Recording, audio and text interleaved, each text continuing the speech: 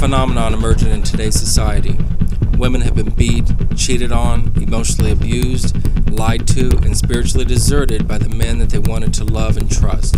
This social aberrancy has culminated over time, leaving women to erect a defensive gear of volatility, self-preservation, pride, self-entitlement, vanity, and competition. Women are unconscious of this social anomaly because their pride has galvanized their spirits. It has permeated their character and toxically strangled their femininity through the scorn and defensive wall that they have erected in their quest for survival and independence. I don't agree with how she treats relationships in her life. Jesus Christ. I think she's missing out by dumping people. I do end relationships when I feel like I've been, I do, but I've never ended a relationship without letting that person know exactly what they did. House is a 2005 BMW 325xi. People make fun. They are like, you are like ridiculous. Your standards are out of control. And I'm like, no, they're really not. Like, really, they're not. And aspire to hold themselves to the same standard that you require in others. I'm a girl who could be in a t-shirt and shorts, a girl who likes to be in a cocktail dress going out on the town, a girl who could gala it up and walk a red carpet, head held high. And I want a guy who's gonna roll the same way as me. I don't think it's too much to ask. If I do it, they gotta do it. Like, I've been married 8 years, I'm 37. I surprise myself because I am an alpha female in my own controlling situations in my life. And then when I got married, I got annoyed at myself because I'm hella controlling. Yeah. Us girls gotta keep a lookout for one another. There are crazy boys out there. So instead of being so mad at mom, you should thank mom for cleaning up after your dog every single day. Listen, if you whore yourself out that much and have 6 kids, you should have a little repercussions. And when I tell people that I'm a firearms instructor, they're like, well, don't let the hair and nails fool you, man. It's exhilarating, it's empowering, I think, for a woman. I like it, makes you feel good. Crystal Riddell started shooting guns just 6 months ago. She now owns 4 handguns and 2 rifles. And, if I'm a woman and my husband's beating me, why the f*** am I going to stay with that person, right? I've been pushing past my limits, and I've been going really hard and surprising myself and doing things in this workout that make me very proud of my accomplishments. I'm not going to any longer accept mediocrity in my life, no longer going to half-ass anything. I'm here and I want to be here. Like, I need to raise the bar, who no longer allows, other people to dictate where you're going. Really, how does a woman operate in the dating world in the 21st century? Since a lot of women now have to express a lot of masculine energy at work, totally take on a lot of masculine type jobs. Women who are, we'll just call them alpha females. Okay. They're really successful in all these areas of their life because they have this energy that enables them to get things done, take control, multitask, be effective. Whatever they want, they create. Right. So then they have this big gap between that part of their life and their personal life. Right. And the reason is because men are not attracted necessarily to women who are displaying those same tendencies in relationships. Totally. We opposites truly attract, all right? Yes. So we really enjoy the feminine energy. We enjoy having a woman who's going to allow us to court you, allow us to court you. Yeah, and I think there's a fear that you're going to lose part of your own identity. You're kind of being passive, that you're not allowing yourself, that you're just letting this man kind of take control of your life. And given my, history, my own journey of dealing with narcissistic sociopaths with a tinge of pathological liar, pants on fire. I don't know, I just think that, you know what? I want to be married. I definitely want to be married, but I'm not going to stay in a marriage that I'm unhappy with, or I get abused, or I get cheated on. and I can't trust someone or whatever, but I mean, and this is just saying like maybe Americans rush into marriage, but I don't know. Either way, I'm just kind of defending, you know, my American divorce rate. Back down, down to the downtown, down to the lockdown.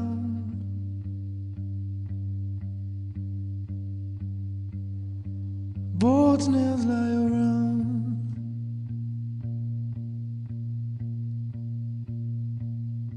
Suspended, I was blindsided.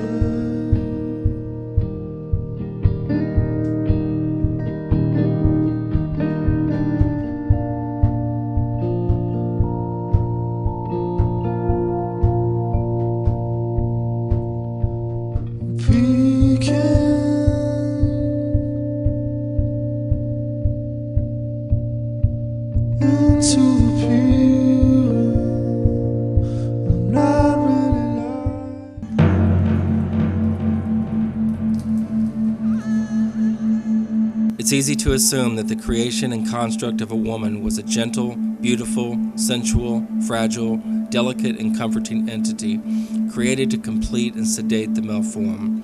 But the evolution and systemic paralyzing factors of the monetary system and its aberrant survival propensities have manifested a competitive and self-serving social dynamic that is pervasive and on the rise. As the alpha persona emerges, the ego eventually trespasses on the demands of intimacy, and thus the social cancer emerges. We have a problem in today's current world.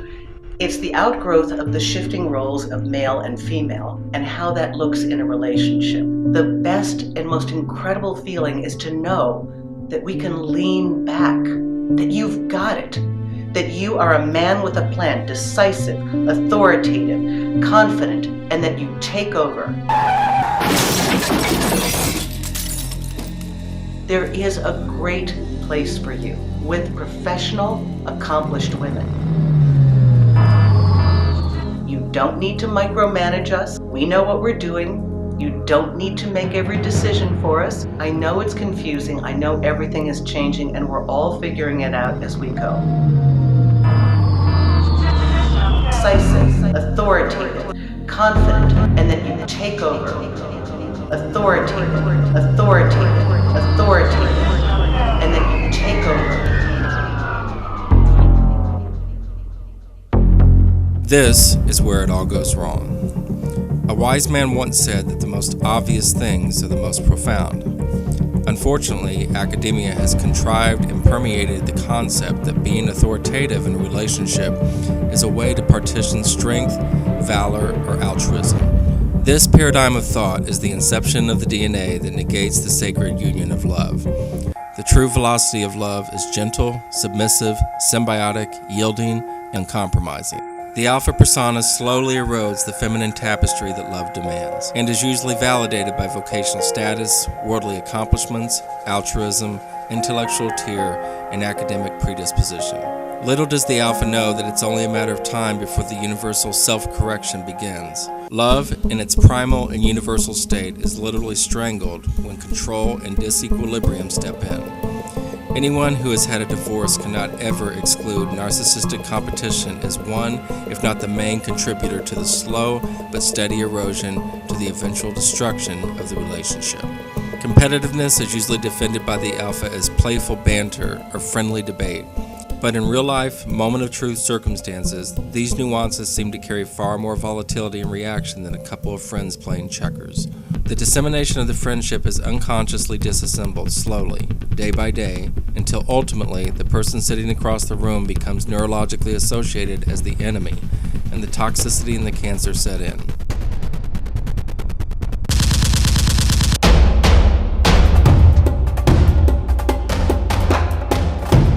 The easiest way to rise to the defense of the woman is through the metaphorical story of the frog and the scorpion. The scorpion wants to get across the river. The frog says, "No, because you will kill me." The scorpion says, "No, I won't.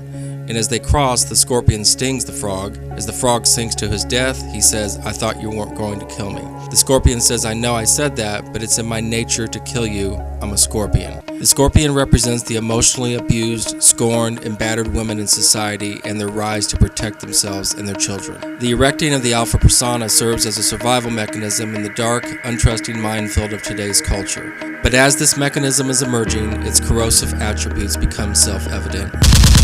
And so we see millions and millions of humans living in a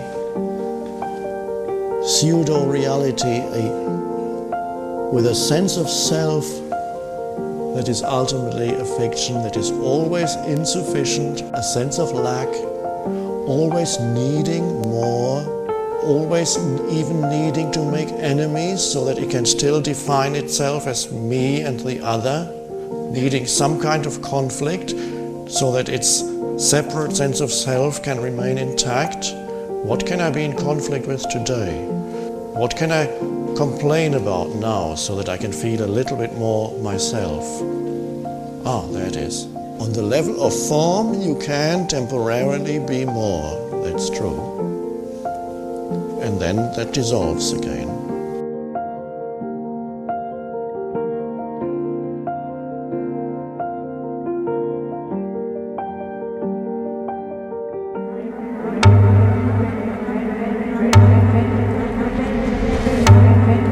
Another way the alpha enters the relationship is through its sexually seductive and alluring nature. To some, it's very sexy for their significant other to be dominant or in control of a social situation, or even subconsciously resonating at a sexual level. This control attribute cross-pollinates into the psyche and slowly saturates the intrinsic memory apparatus of the mind. One way to describe the intrinsic memory phenomenon is that it's your conditioned memory or your habitual mind. Once society has galvanized enough stimulation as control being the norm, the psychological archetype marinates its way into the culture, and being sexy and in control become the axiomatic norm and temporal aphrodisiac of today.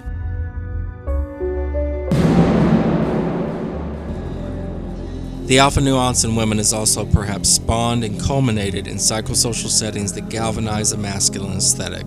Obvious controversial examples would be stoic personalities in certain countries and cultures, in which being competitive and authoritative are the norm. Masculine-induced sports like roller derby, UFC, and the basic rearing of a tomboy environment could all plant the seeds of a subdued yet obvious masculine outgrowth in the later years of relationships. An organic balance of masculinity plays an obvious role in the velocity and construct of what constitutes true organic growth in a marriage via the man or the woman. But once this energy is tilted, the repercussions are immense. Having a militant, abusive, or controlling parent also creates fertile soil for the alpha propensities, along with educational struggles in childhood, in which create over-exacting defense mechanisms that take place later on in life.